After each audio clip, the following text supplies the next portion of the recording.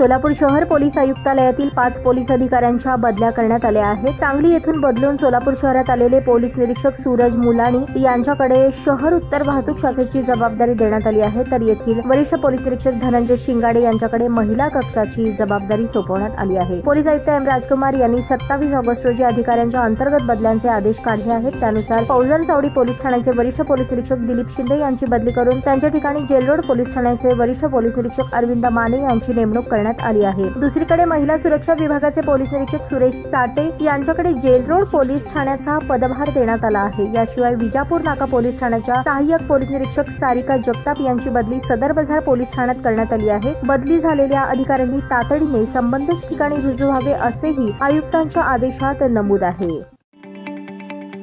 ताज्या बातम्या पाहण्यासाठी प्राईम महाराष्ट्र न्यूज चॅनलला सबस्क्राईब करा।